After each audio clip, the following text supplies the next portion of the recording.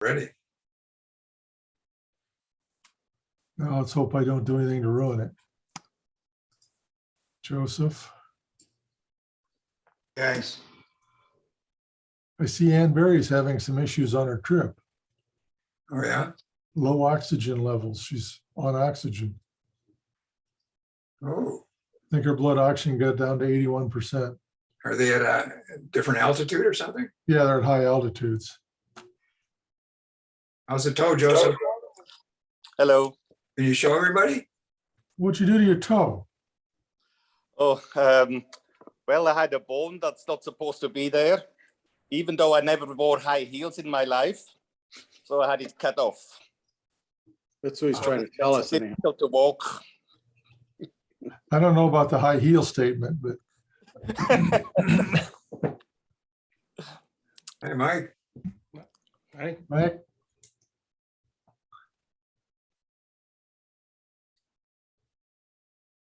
by the way, Gary, some of those pictures I sent today were to get critiques as to whether or not they were completely out of bounds. Well, that's a good question as to what really makes an accidental Wes Anderson picture. A lot of the criteria is the same as the artography criteria. Yeah, You know, the planimetric staging and all that stuff, colors. With no people. Yeah, that's what I don't understand. There's two things that don't fit.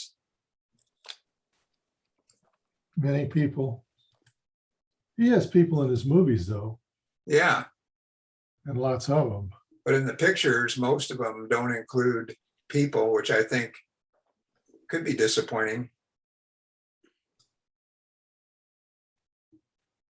Well, And there's where if you look at the books, you'll see that how he does stuff, because, you know, obviously when he does movies, he has a hell of a lot of people in them. And the other is that he shoots in, usually was it 16:9 or Yeah, 2.35 to 1. And most of the pictures you see in the books are square format. I guess that's, well, it works because of the symmetry in most of the pictures.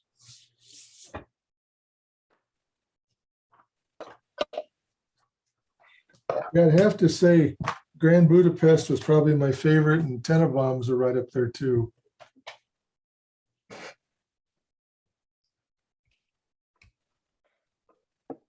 Must be a waiting list for all these actors that want to be in his movies. Well, he reuses an awful lot of them, like Owen Wilson.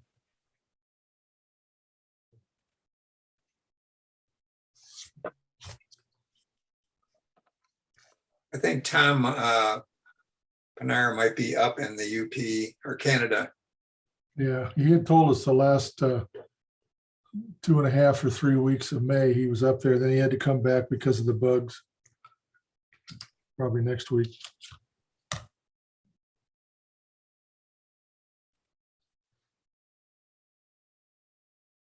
I don't expect a large group tonight because there's 3 or 4 people traveling at least. Well, Keith sent in pictures. Yeah, Mike, Mike, did you enjoy your trip to Greenfield Village? I did, very much so. It was a lot of fun.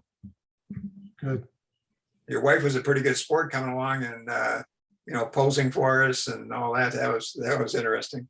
She was. She's looking forward to going on the next outing when we all meet up. Oh yeah? We'll have to have another one. Does she have her own camera? I actually had one with me in my pack, but she didn't want to use it. She was intimidated. Oh, Nobody should ever be intimidated around us. yeah.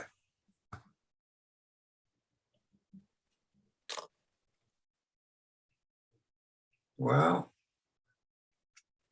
what time is it? 7:04. 4. We'll give him a few more minutes and then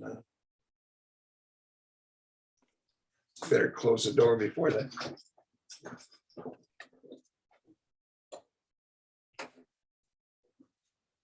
Grandkids are still here. I'm all sore today. I had lifted a whole bunch of logs yesterday and I was milling logs today in the driveway. Doug and I found an old Sinclair gas station up in, what was the city there, Doug? Or Leonard. town? Leonard. Leonard, Michigan, which calling it a town even was stretching. They didn't Four, have four, a, big- 4 or 5 buildings. there wasn't a light there. There was a stop sign at the main intersection.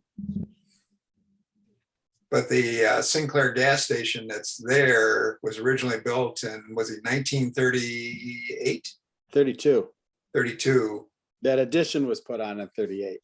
Okay. And this retired guy came out and talked to us. He was the owner, and apparently retired, and his hobby now is restoring this gas station. He's got a lot of work to do, and that's a big project. He bought it in the 80s when it was working. A working gas station, pump gas and stuff. Wow.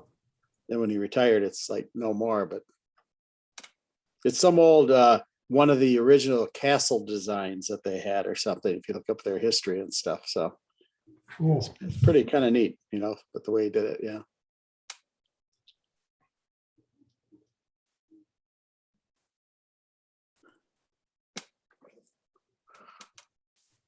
And small group.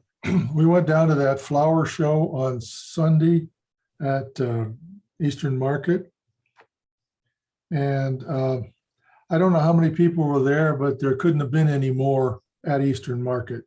That was Flower Day. Yeah, every That's square always, foot. that's always crowded.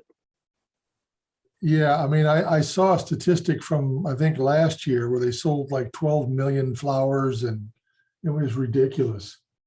You couldn't get a parking spot anywhere, and it was bumper to bumper people everywhere.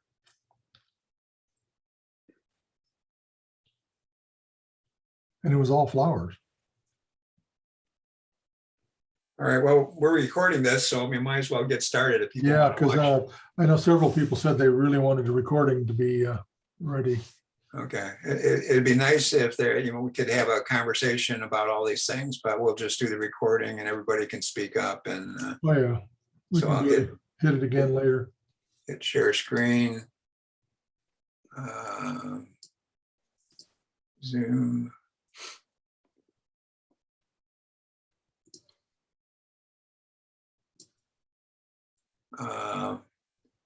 This is the accidentally Wes Anderson website, which is really loaded with a lot of good things. This, in combination with the different books that they have out, makes it a pretty interesting place to visit and just scroll through and see all the different places people travel to and find destinations that mimic the Wes Anderson style. So there's not a lot in Michigan, just a few places. So if we get a chance, we could probably add to their database. Oh, yeah, there's two in the book. Yeah, the book was done a couple years back, so that their website has gotten a lot bigger. It was at 1.7 million members now, and here's the working map that you can zoom in.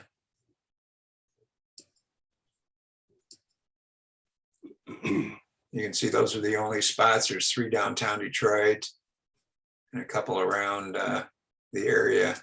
So plenty of opportunity for. Where were the two downtown in Detroit? I just saw the one at the DIA. Let's see. It says 4. Let's see. There's one in Windsor, Oh, and there's 3. an elementary school. That's an auditorium for one of the Detroit Institute of Arts. We've got plenty of pictures like that. I was going to go looking for some of those. Yeah, but you look up, there's nothing. And of course, a lot of those people now that are active are since the book. Guides, stories, collections. It's pretty cool. There's a whole bunch of books out on Wes Anderson. Gary had mentioned the one accidentally Wes Anderson, which deals with the photography for the most part. But I got one from my granddaughter. She had, that's the Wes Anderson collection. That's $30 on Amazon, and it covers most of his movies. But there's another 7 or 8 books, like one on each of the various movies he's done. Have any of you guys seen his movies? Wes Anderson? I, I would recommend you go watch like the Royal Tenenbaums or the Budapest Hotel and Darjeeling Express is another one, but they're different. I'm going to go through his stuff first, only because, some of you have pictures that kind of relate to that, and it'll give us Sure. a little bit of a help. Let's see, I put this in.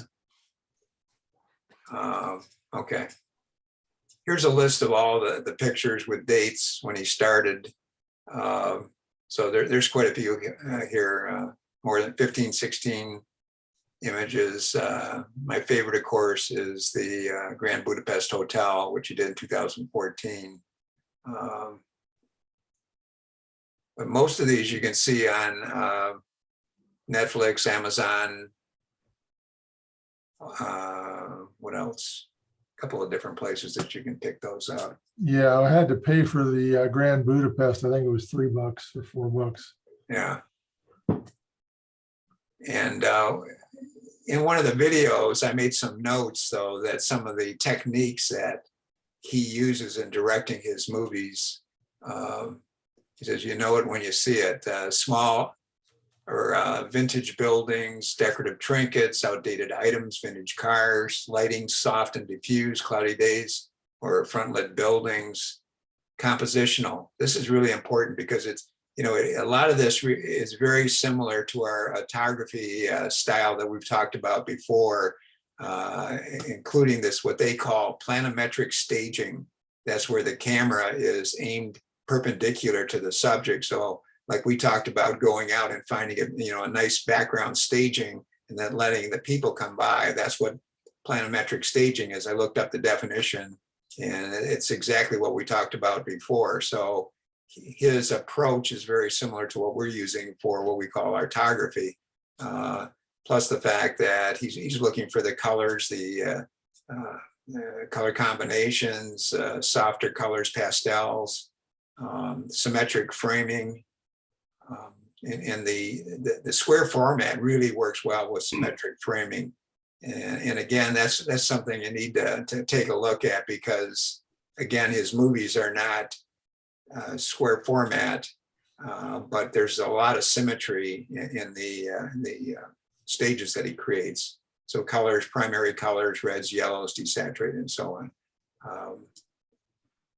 This is the Grand Budapest Hotel, and he uses backgrounds like this that are actually models, and then you'll see the actual people running across the screen and doing things like that. Here's a typical scene, really bold colors, exaggerated facial expressions from the actors.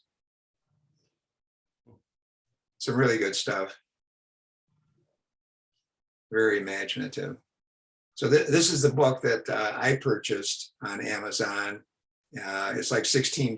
It's a hardcover, 9 by 12, 350 pages. It's really a great deal. And what it is a collection of all the different pictures that the group, the Accidentally Wes Anderson group, have submitted over the years. And each one has a story attached to it. And they ask you, if you're going to submit, tell us a little bit about the location. And in fact, that's required. You have to give them the location, and if you can, present a story. So the book has the pictures and the stories and information, so that if you want to go out and look at these things. And the first picture that they have is the Airstream, and he talks about the story of let's see, it's Wally Byam, B-Y-A-M. He's he's the original designer of the Airstream, started in 1930 building these for traveling with his family. And he has a great philosophy. You know, he's continued these through the years. He's no longer with us, but this is kind of his corporate philosophy, to open a whole world of new experiences, a new dimension of enjoyment where travel, adventure, and good fellowship are constant companions. To lead caravans wherever the four winds blow, boulevards, cross trackless deserts, to travel in untraveled corners of the earth, and to strive endlessly to stir the adventuresome spirit that moves you to follow a rainbow to its end and thus make your travel dreams come true. And all this applies to photography as well. If you think about, you know, this joy of traveling to photograph, this is exactly what he's doing with his Airstreams. So I thought it was cool that his corporate philosophy kind of follows, you know, the ideas of photography and going out and photographing.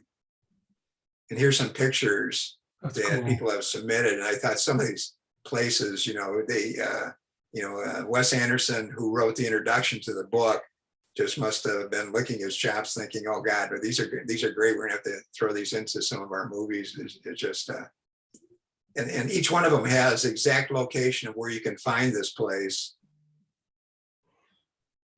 The colors, the symmetry.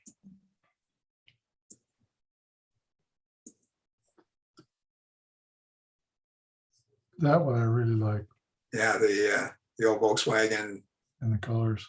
camper van and the colors, pastels, lighthouses. Now, some of these tall buildings, you're gonna have to use long lens and get a ways back. Yeah, he says he even encourages people to get higher up, either, Right. you know, getting into a building across the street so that you're shooting on an eye level, or having you probably would have to use a perspective control lens to get these things straightened out properly. But the combination of the old hotel and the cars. I mean, I think Bob and Doug and I, Joseph, we've got a lot of these downtown pictures, you know, the top of buildings. We've been up in the parking decks shooting out. A lot of these buildings fall into this category, just like this. Some of these, it's hard to believe that somebody actually designed something that looks like this.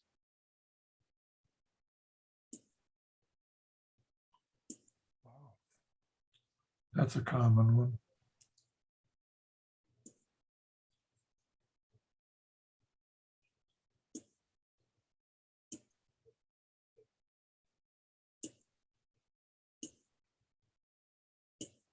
And these are not Wes Anderson. These are all photographers going out and searching in their travels.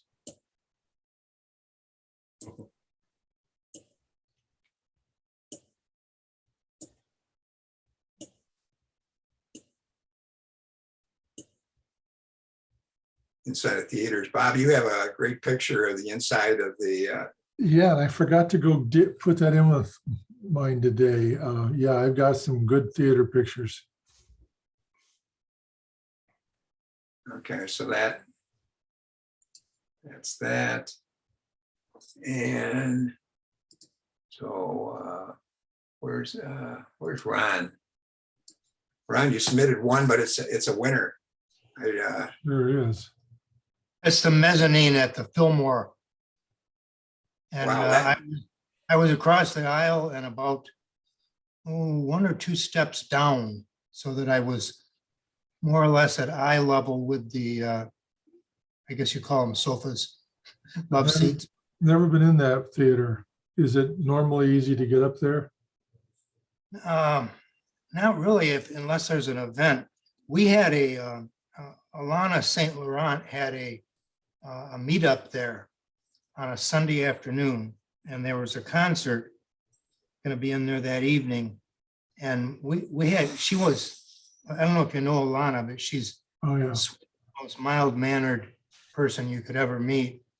But at the end of it, she was frankly pissed off, because what the crew that were setting up for the concert were doing. In fact, the concert wasn't even till the next day. They would come along and they would bring all their stuff, if they saw a bunch of us lined up with our tripods on a balcony to shoot down or something, they'd see us and they'd get out all their stuff and put it right in the middle of the scene. It's like they did not want us there. So she really let them have it. She said, you know, my people paid money to come here and this is how we're treated. But anyway, this British guy that I'd never met before or after, he and I went up to the mezzanine and there was nobody up there right at that moment. And I said, well, you know, that looks sort of interesting to me. So that's the story behind that one. So where is this? This is the downtown Detroit in the Fillmore Theater. Okay, I don't even know where that is. And it's in the, I draw a blank on tell you what streets, but it's the old Fillmore Theater. Well, Fillmore's is the movie theater right down by the Fox. Yeah, that's right. Wow, we need to get dressed up and go down there as a group and take pictures right in this spot right here. I mean, red and yellow are his favorite main colors with the pastels working with it. This is like just right out of the movie. Yeah, he gets Thank you. very much into the yellows. That's the mezzanine. That is really cool. Thank you. That's the only one I had, I could find, and I haven't been out shooting lately. Last couple of weeks have been pretty rough with MRIs and CAT scans and endoscopes and everything else. And it turns out I've been diagnosed with pancreatic cancer. Oh, Having surgery a week from today, and they think they found it early enough that I've got a chance. Good. I think they can take the tumor out and part of the pancreas and some other stuff around it, part of the stomach, part of this, part of that. But it'll be a tough operation, and then 4 to 6 weeks recovery from that, and then I start chemotherapy. So if I don't show up to participate with you folks the next few times, it's not because of any reason other than I'd love to be there, but I might not be able to.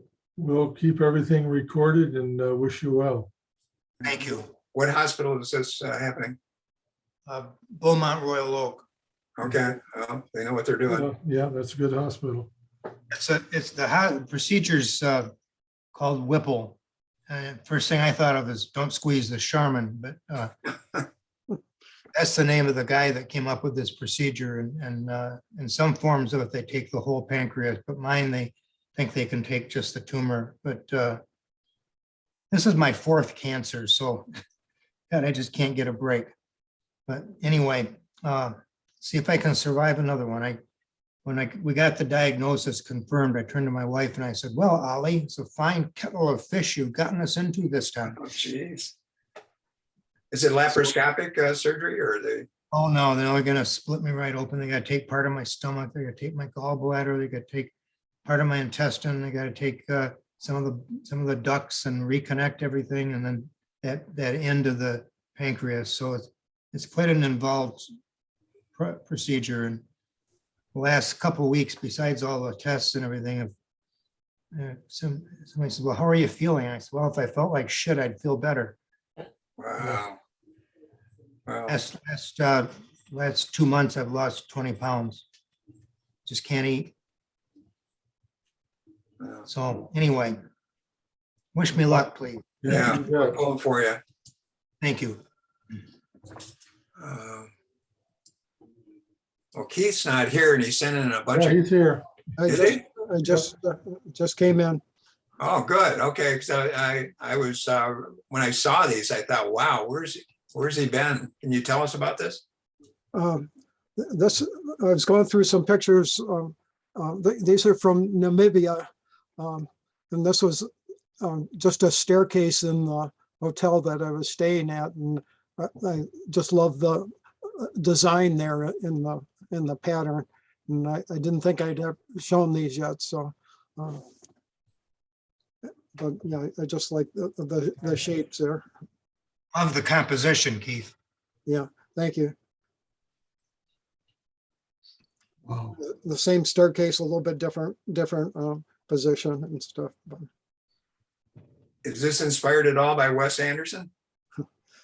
I wasn't sure on that, but I just I This would be wasn't an sure if I really interesting, had anything Wes Anderson like, but I thought that this was interesting photo that this group would appreciate anyway. Oh, The yeah, colors would work well for something that he'd be doing.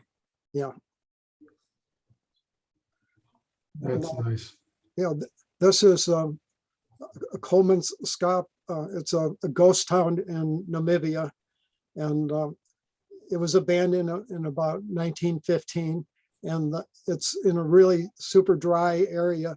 And the sand is just blown in. And it's drifted inside a lot of the buildings in this town. And because it gets hardly any rain, the colors on the walls and everything are pretty much intact. So quite a few different buildings, and this is the scene in one of the buildings. Wow. It's a really, really cool place. Yeah, it sure is. But it's not on the way to anywhere else, so you have to want to go to the spot. Was the lighting as we see it here, or was Yeah, it, that's just natural lighting. Yeah. yeah? It might be an HDR a little bit to get a couple of the real, like at the end of the hallway there was probably kind of blown out on one of them, but yeah, it's pretty much like that. Yeah. That's interesting. Yeah, that's these windows, and the sand was, yeah, that's probably like 10 or 12 feet up, the sand on this one little hallway here. Well, So how Wes do- Anderson uses a lot of very narrow passageways. Yeah. It keeps them symmetric. So were you concerned about protecting your equipment in a place like? Well, the day I was there, the sand was not blowing, so it was okay. But yeah, otherwise you would be. You could tell from some of the drifts and stuff there that on other days it would blow real hard. But when we were there, it wasn't. The hard climbing around and up and on the sand? I mean, do you slip a lot? No, they weren't anything as like on the sand dunes in Colorado are real tough, and even Death Valley, but it was just like walking around, and there were just a few places where it had drifted up, and that I thought this was one of the more interesting ones. This one room, Sure is. and this one hadn't been trampled with other footprints either. So What a great composition. Yes. Oh, wow. and yeah, this is kind of a classic shot from that thing, but yeah, it'd be nice if there weren't all the footprints and stuff in there, but it's still impressive when you're in there. And you know, 2 meetings ago, you showed a couple of pictures in this kind of similar style, and I had went home and tried it, Gary. And, Well, I think you nailed it. and so I'd be proud of that one. That's really good. Yeah. So you did a flip on it and changed the colors and put a Yeah, little I bit of think a Gaussian blurry. Boy, that really looks I think great. it was the tree was in the fog to begin with, so Yeah. that kind of gave it that blur, and then I mirrored it there and then inverted the image, and then put, I think, a color gradient on it from Yeah, that's great. Wow. Oh, that's good. yeah, and this was 3 trees in the fog, which was kind of a nice photo, but I thought, well, let's try the mirror, and then I tinted it the blue there. Yeah, if you can start with a tree where you get a decent silhouette and then you start working with it, it's amazing some of the combinations you can come up with. And you really don't know until you try it. You know, when you cut something and then flip it Yeah, and then paste it together, it's one of those oh yeah, it's kind of moments when you see it and you know immediately whether it works or it doesn't. And sometimes just moving, you know, the cut a couple of inches one way or another, or an inch or a quarter of an inch, can make a huge difference in the in the final picture. That looks great. Thanks. Good stuff. You gonna try more of that? Yeah, I'll play around with that a little bit more. Those are really good. Thank you.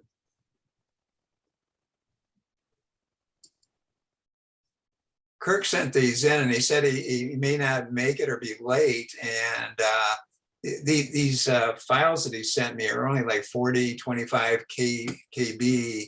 And I sent him back a note saying, please send me some larger pictures because there's not much I can, show. They're so small. So they look interesting, and especially this one here. Yeah, So hopefully, if he gets a chance, I hope he can send us in some larger ones so we can take a look. I'd like to see some of these.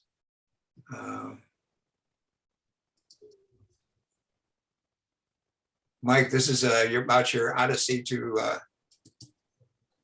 Greenfield Village. oh, I remember watching Yeah. that one. I went with some friends to Greenfield Village. It was a good time. So that was my try. I didn't realize that it was so crooked, but it was my try at the artography thing, and I was using what's that one? Neo. I forget. It's on my screen. It's covered up right now. Who makes that? They make the 3, the 4, the Oh, AI. yeah, okay. I know which one. Anyway, you mean. Yeah, So they had a spot in there where you can do soft focus. And when you turn down the medium and the large details, it made the artography look really super easy. okay. So I was fairly happy with the way they came out. It was, Look at those characters. That's our best side too. you don't realize, but I was actually chasing behind you. I was trying to get the back of you where your strap said Fuji camera, and I was trying to get a good picture of it. I just never could. Yeah, the two Fuji guys. I thought that was good. So this was an interesting one. I did try it in black and white. I showed it on my phone to a couple people. They liked it a lot. And as I was playing around with it last night, I changed the sky. And the sky that I chose had a little tiny bit of blue to it. And I let it be because I thought it added a little bit to the picture instead of it just being all plain monochrome. Yeah. Now, did you want to give the impression that this looks pretty dark on my screen? Yeah. Now, did you want to give the impression that this is a nighttime shot, or is this? Oh, okay. I guess it doesn't look that dark on my screen. I apologize. Yeah, it looks dark on mine too. Yeah. Okay. No, I guess I didn't. I guess it came out wrong.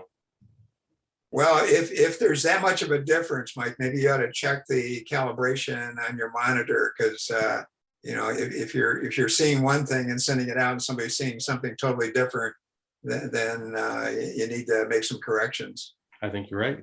Okay. So I think it's a good shot. Yeah, it is.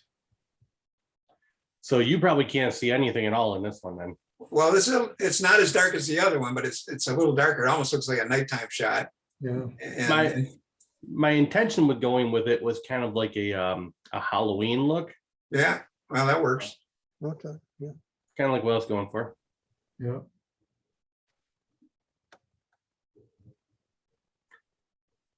This one here, when the car was driving by, I just happened to snap off a couple of them, and I cropped out the people in the back, and I thought it was kind of different. Yeah. Looks like Kevin. A few people said it looked like Stan Lee. Where'd you find these guys? Well, he's a character. So this is across the street from the White House when I went to Washington, D.C. a few years ago. And I tried to submit this last time, and it just didn't transfer over for some reason. And I thought it was a good street shot. It is. Yeah, it is. Takes you a while to read everything. Yeah. I really like this. Yeah. Yeah, Thank you. yeah, that's nice, Mike. So now, does that show up dark on your screen also? Yeah, but it looks right though, because, it's a machinery shot, dark, and, with the reflected light, it actually comes out pretty nice. Okay, Nice and sharp on that gear in the center, and then it fades away. That's good. thank you. Is this from inside the museum? Yeah, that was in the, I want to say it was his workshop. Okay. Edison's. Oh my gosh. Oh, that's a good shot. So is that a creative shot? Just a picture of a friend. This one here, I played around with it a little bit. I didn't like the way that it came out on the camera. There was a lot of green hues that were brought up from the grass from the outside. And so I worked on getting them out, and I was playing around with it last night, and I added, I think, a bit too much red into the filament. I wanted a bit more yellow, but I just ran out of time. Okay. Yeah. It's just Good concept. I like the idea. Uh-huh. Was this the first round or the second round of pictures? So I think it was the second. I spent some time trying to get rid of the bed, just like I saw that you did in your shot, Gary. Yeah. And it did come out much better after I did that. Yeah, I think it's a great shot. Thank you. Yeah, the way the colors, the blue in her Levi's, really comes off nice, and just all the colors just work together. Thank you. Is she happy with it? She likes it a lot. Yes. Oh, good. Okay. Oh, that's nice. This one here was on the wall right in front of the Coswald house.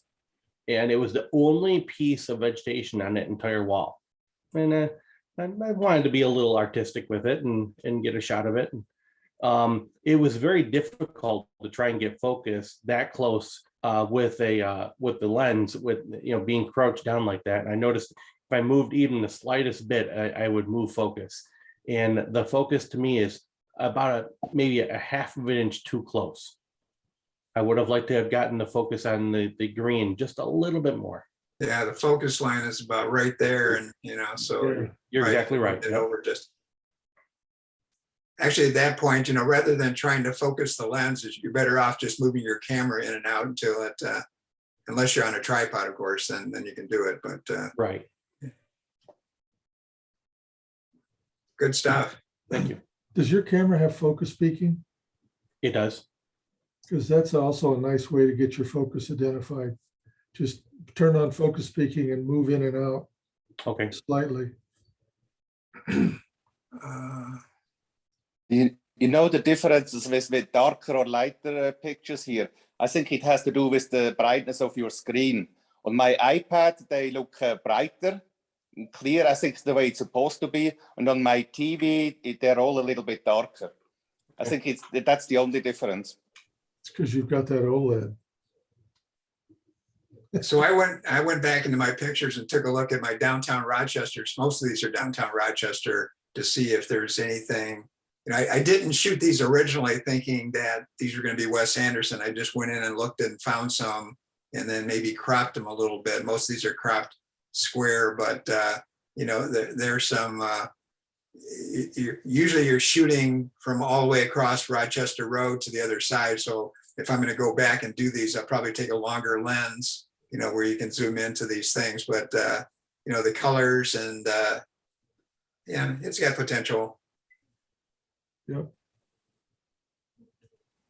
And this is one of the oldest buildings in downtown Rochester. If you look at some of the historic images when they had the trolleys running and the trains running up and down Rochester Road 100 years ago, this building was there. So this is quite a historic building. This is the Lytle Pharmacy. It's a good one. Boy, I don't recall that one. This was during a special event when they had those Windows things going on, and somebody did the Wizard of Oz on the top of So this that's building. tornado. And so again, it's a stretch to call these Wes Anderson, but I was just, I'm trying to get into the spirit of it. It's your favorite cookie bar.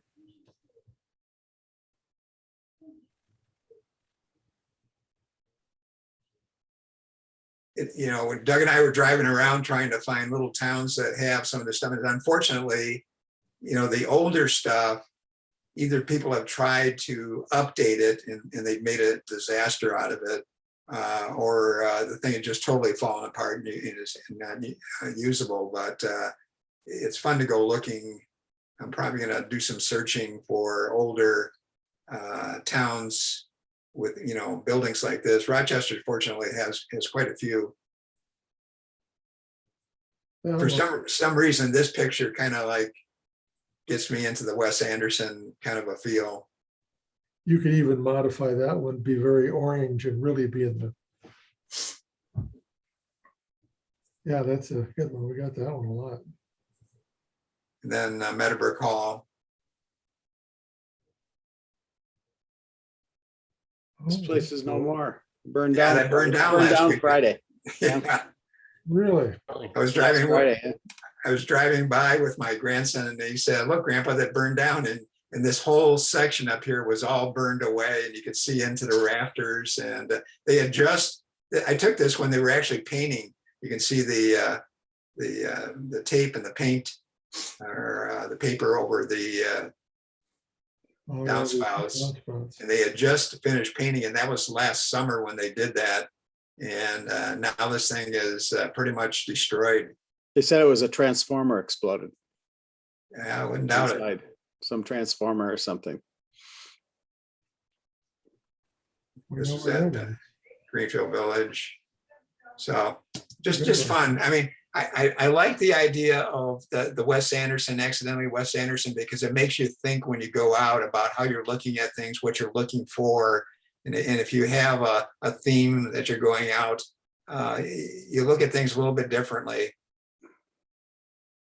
So let's see, did I have anything else? There was another photographer, over the month I found some things. This photographer's name is George Tice. And I'm not sure how many of you have even heard of him, but he was a big name photographer for a long time, the 70s, the 80s, the 90s. And he lived in Newark, New Jersey. And he spent his entire career just photographing his hometown.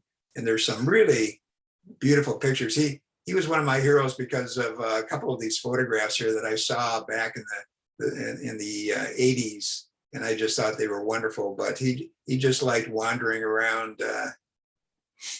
That's my favorite right there. This one in particular is one of my favorite all-time shots. This The is lighting. a mobile gas station from the 80s. Oh.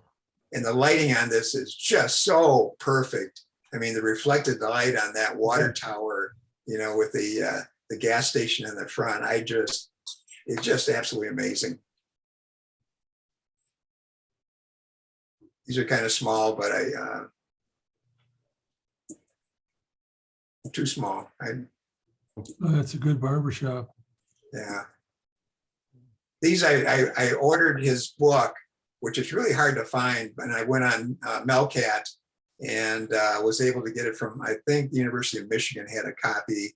And I took some, I just opened it up with my iPhone and just did some real quick copying. So if you see all these swirlies here, that it's just from a sloppy copying, but gives you an idea of the kind of work that he was doing. He did this all in film with large format cameras.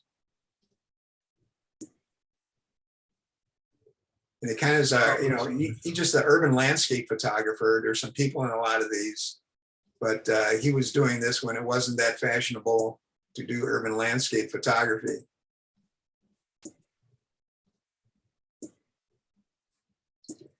And this is a picture of a tree that he did that was in the Time of Life photography book series. Remember those, Doug? Mm-hmm. That whole set, they had about 18 books in that Time of Life photography. And I saw this book, or saw this picture back in the 70s, and I just fell in love with it. The idea of shooting a tree. This got me into my tree thing. almost 50 years ago, this picture. And it's an expensive, if you want to buy prints. He didn't make a lot of prints and sell a lot of prints, but if you try to find one now, he's still alive. He's done a number of books, but one of his prints could run you $40,000 or $50,000. Ouch. But just the detail and the simple composition in an old oak tree. Look, I think it's an oak tree.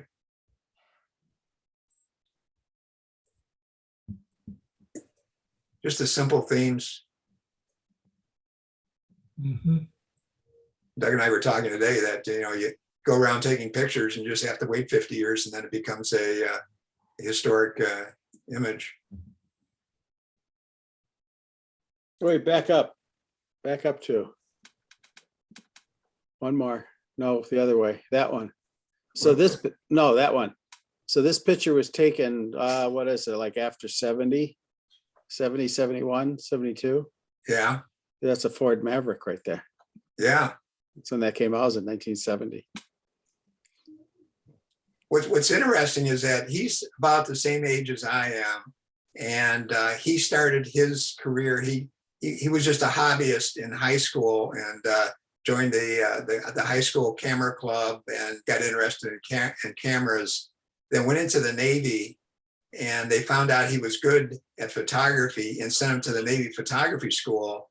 And he was a Navy photographer for 4 years before he came out. And then he got a job in some of the studios, the dark rooms for some of the major photographers that were working at that time, and worked with a number of big name photographers, but he really improved his darkroom skills and his techniques. He learned from some of the best of the 70s and 80s.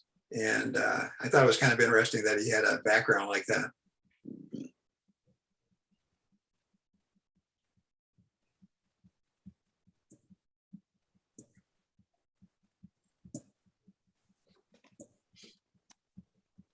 What does that remind you of?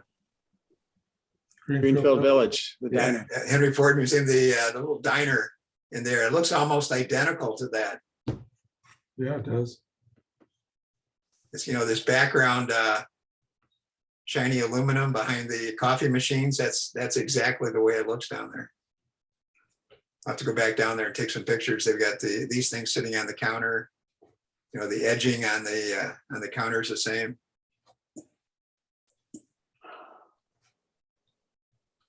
Hey, White Tower. It's a Remember real when they shit were- now. There is a restaurant that used to be on Telegraph in Pontiac. It was called the Omega Grub Station. And I ate it there quite a few times and got to know the owner. Unfortunately, it's gone now. But it was that style diner. I think I remember when the hamburgers were like 10 cents and the cheeseburgers were 12 cents. Does that sound right? Yep. Could have been.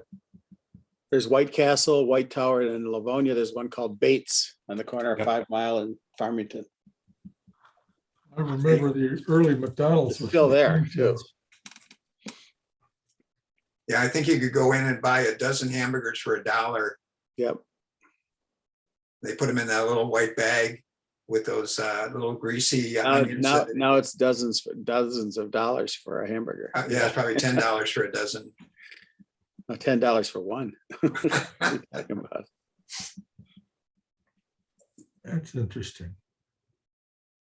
But the subject matter is pretty interesting, just ordinary things that he saw and photographed and just wonderful images. The bathroom here with the light coming through the window and shining on the porcelain sinks.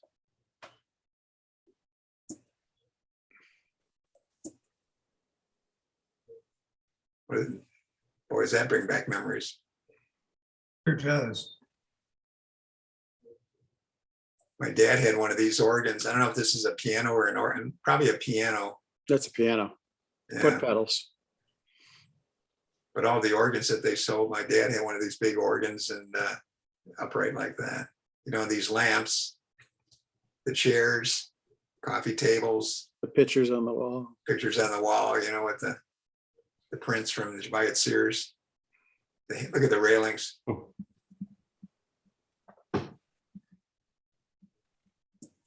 Twin Towers.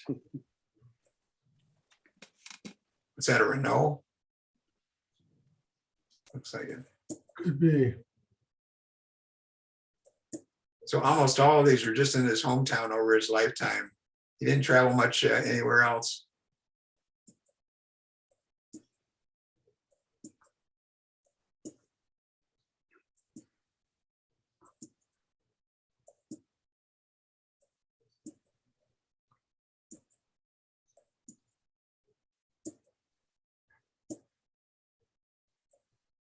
That's cool.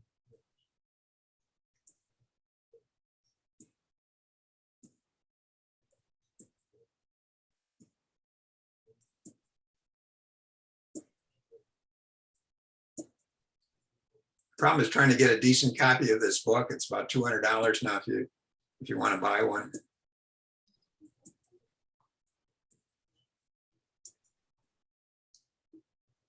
About the price of a tank of gas. Yeah, I always like this one. It looks like a 57 Pontiac, or no, an Oldsmobile. Oldsmobile. With the Continental kit. But that one just, he's made a career on that one picture. Great shot. Okay, well. That's all I got. I can send it back to you, bud.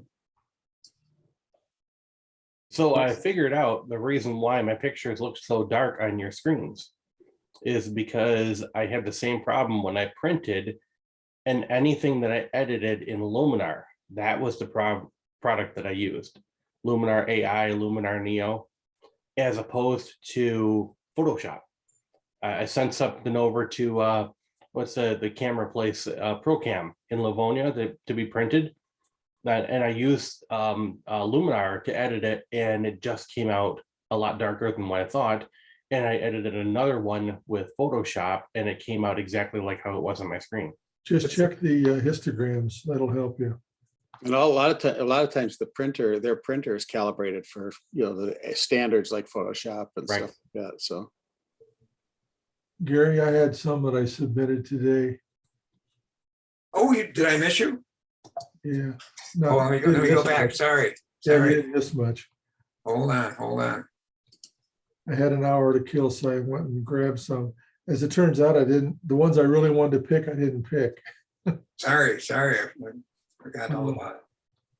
I was half trying to do Wes Anderson type photos, and some of these I threw in just to see. I think they're out of bounds. This one seems like a pattern that would be in one of his buildings. The colors are probably too bright. Yeah, there are movies where he sets up something like this and he gets one of the characters to like walk all the way up this thing, and Yeah. look in windows and things like that. I think the last movie he did, there's a scene almost identical to a situation like this. I think this is good. Downtown Detroit. Is that where this is taken? Is Detroit? Yeah. Really?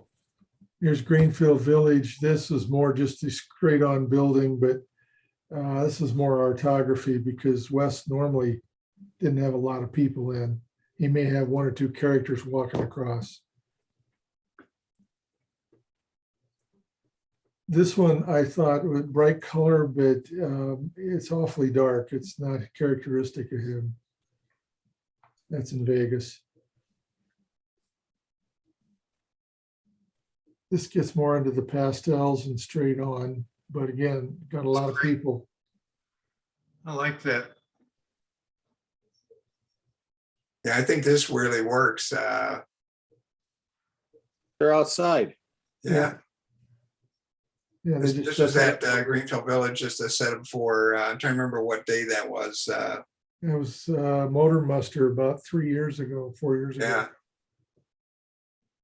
But all the old trinkets and tchotchke things and papers, the green background, it all works. This one, I put it in there, but I don't think that is good enough to be a Wes Anderson lookalike. I mean, it's straight on and square, but I think if you were to really cut down the contrast and Soften it up. get it to a point where it's, they come off as pastels rather than a real hard contrast. Yeah, and lighten it up a little too. Yeah, so it's a bit dark and but I think it's a candidate for that. This is one I did play around with the colors a little bit, change the sky, trying to get it more into the Wes's beiges.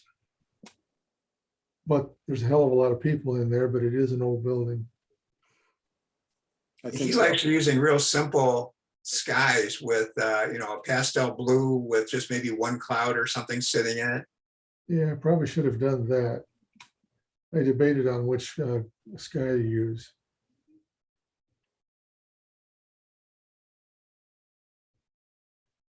This one I Or like that's- the pastel colors and stuff, but again, I don't know that works very well. It works real well. I think so. Yeah, I like that one, Bob.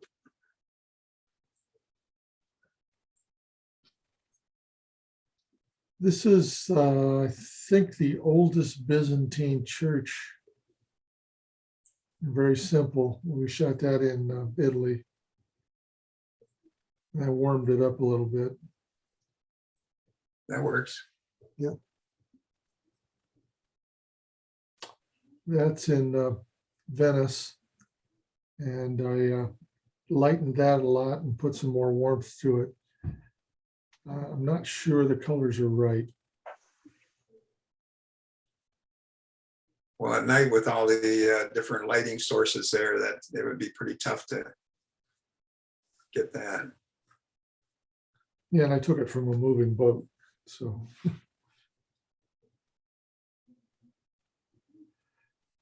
This one, I think it might be the Ponte Vecchio Bridge. Real early or real late when nobody was around. I lightened it up and put some more warmth to it. A lot of Wes's scenes are narrow hallways. Yeah, Now, are those replacement clouds? Yeah, and I don't like what I replaced them with. Yeah, I was gonna say, even just a plain blue, I think would be, Yeah, probably would have been better. This is one I shot with Gary and Doug a few years back. And the original was distorted, so I just straightened it up. It doesn't have the antique feel and the pastel feel, so I don't know, probably I could have dropped the contrast a bunch, might have helped it, maybe warmed it up. I like the concept though. It's Yeah, I had to straighten that one up. This is a Rookery building, and I didn't do anything to it, but it probably could be a candidate if you just played with some of the colors. yeah, I was looking through my images I took that day, and I think there's some candidates there. When you're standing here in the at the entrance and you're looking back at the stairway too, there's some potential there.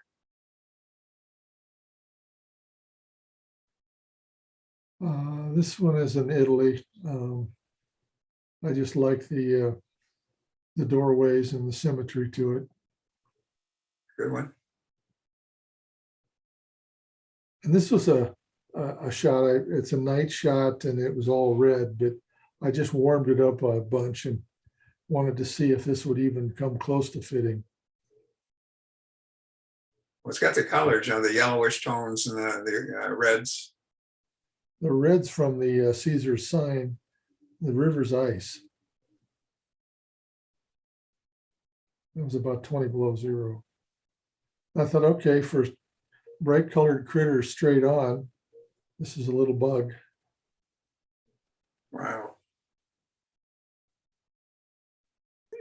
Was that one focus stacked, Bob? Yeah. That was extreme macro. That's really, really small bug. This one, just, it's the old building, was kind of neat. The people walking in front. but I don't know that he would have done anything like this. Or maybe, if, formatted square and, straight on. And the problem with photographing this building is it's almost always in shadow. You have to wait until late in the afternoon to get any sunlight on it. Yeah, And it's hard to, if it's in shadow and you try to bring out the shadows, you kind of lose the intensity of the colors. yeah. But it's a good building, I think. Now we're back to that one. Actually, the ones I wanted to show you, I forgot about and didn't go look for them. But like the theater and that you know of. But I'll get some more one of these days when I get some time. All right. All right, back to you. Anybody else got anything? We're kind of slim tonight. There is a guy, Mike Forsyth, you're on. You want to introduce yourself? You're muted, Mike.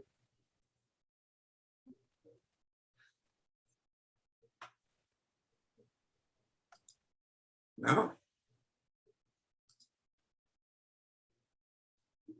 There you go. You're unmuted. Mike, can you hear us?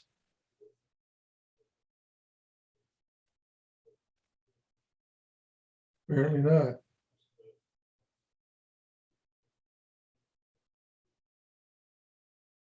Okay, well, glad to have you, Mike. I hope you're there. I see you on the screen anyway, or your picture.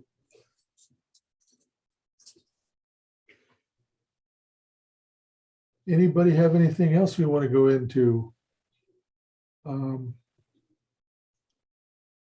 Do we want to try and go ahead? Tom mentioned he's going to, he wants to do his presentation next month. And he's got a lot of different techniques that he's going to show us that he uses with layers and Oh, blending modes. That'll be good. Oh, Mike, there you go. Can you hear us, Mike? I can't hear you.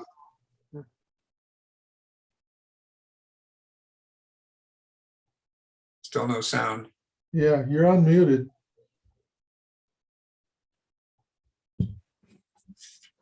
How about now? It's muted. Yeah, I don't know what to say. Hello. Yeah, I don't, Oh, Oh, there you came through. Yeah. you came through? I'm there. ah, can't see it. Yeah, we can hear you now. Okay, good. I thank you. I got an email the other day saying that you're having a meeting. It would be Zoom and I thought I would join. I live in Knoxville, Tennessee now and have for about 5 years, but I was a member there, 5, 6, 7, 8, even 10 years ago. Oh, And great, I great, thought I would- yeah. Would listen in. I thank you for inviting me. I belong to 3 different photography clubs down in this area. So I stay busy with that and taking classes at the University of Tennessee. Oh, But good.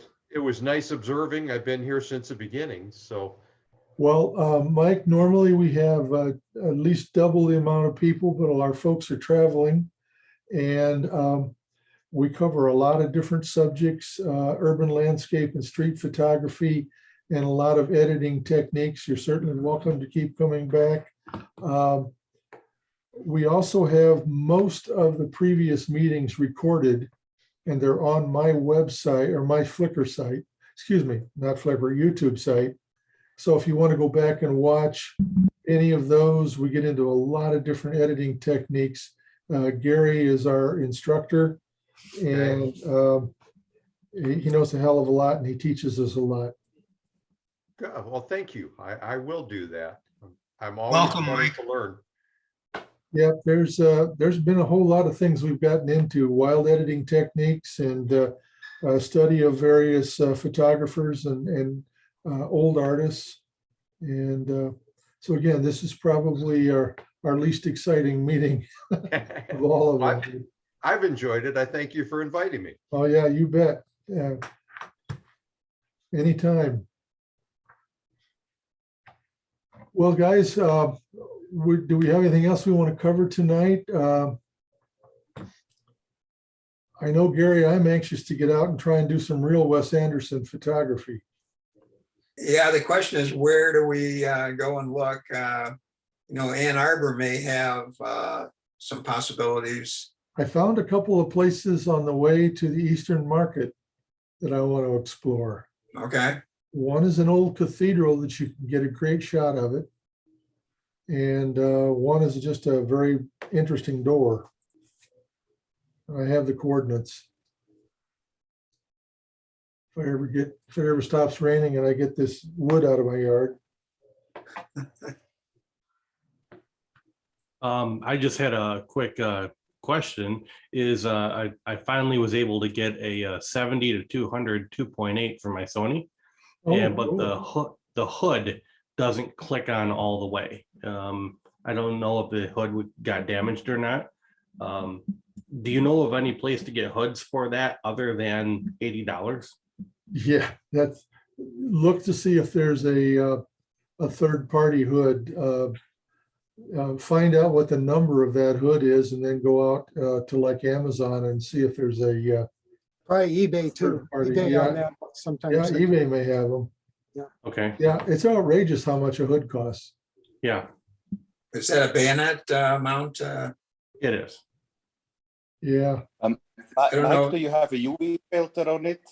Maybe the filter is too high or too No, there's no big in filter. diameter. Yeah, the lens itself has a couple scratches on the side.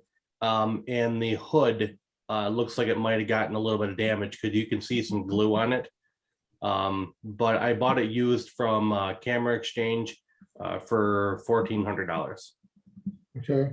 I didn't think it was a bad price for it. For which lens? The 70 to 200 2.8. Oh, okay. Yeah, Sony just came out with, in the last few months, with 2470 and 70 to 200 new versions. Right, and that's the reason why people are offloading the older versions. Yeah, the older version is pretty damn good lens. Thank you. Usually those bayonet mounts have a little clip inside, a spring mounted clip. And you might look at that. Sometimes it, a little touch of glue or something can strengthen it up enough where you can use it again. Can you get it all the way on, but it just doesn't stay on? It goes on and it turns, and it, if you want to call it a click, I mean, it's just very, very faint. You can almost barely feel the click, but it is there. Okay, I've had hoods before that were loose. Mhm. And I used the old fashioned black gaffer's tape and just taped the damn thing on. Works. Okay, In fact, most of my camera lenses, I keep a piece of gaffer's tape on them just for whatever purpose. okay. Well, I was going to take that lens down to the Grand Prix with me when I go in a few weeks, and it's kind of long to carry around, until I get ready. So I wanted to be able to put the hood on when I'm ready. Now that's an E-mount lens. It is, yeah. Yeah, okay. That lens will work well with teleconverters. Right. I was going to get the f4, but I found out the teleconverters will not work with that. Okay, it's an E-mount. Well, remind me if you're going down there, and we'll hook up, and I've got 2 of each. Thank you.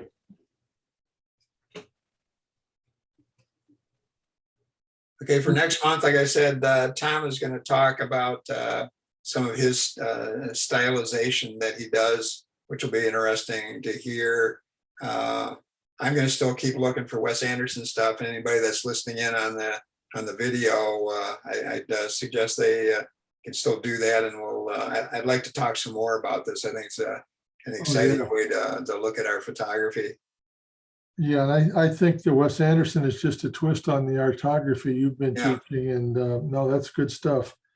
And I think it's kind of fun too. We talked about you putting together a Wednesday night Flickr site, group site. We never discussed it much in the meeting. I'm more than willing to do that if people want that. What Gary's referring to is I can create a Flickr group, and then each of you could post your images to that site if you're interested in doing something like that. Okay. give it some thought and wait till, like I said, we've got 4 or 5 members that are gone tonight. You know, Ann's in England again, and I think 2 of them are in South America. And I don't know where Hagopian's at. He's usually here for all the meetings. Yeah, so, and I know Hagopian goes back and watches the old ones, the old movies a lot, you know, the recordings. The last time I looked, a lot of those have been viewed 30 or 40 times, so it looks like people are Yeah, going back and looking at them. yeah, All right. Mike, I think you'll like going through some of the old ones. There's a lot of subjects there. Okay, well, being retired, I got lots of time to do that now. so. Okay, cool. All right. Well, guys, we'll end this one, and if anybody has any meetup events, let me know. Let's go out and do something. Okay, sounds good. Thank you. All right. Thanks, everybody. Catch you later, guys. Okay. So long.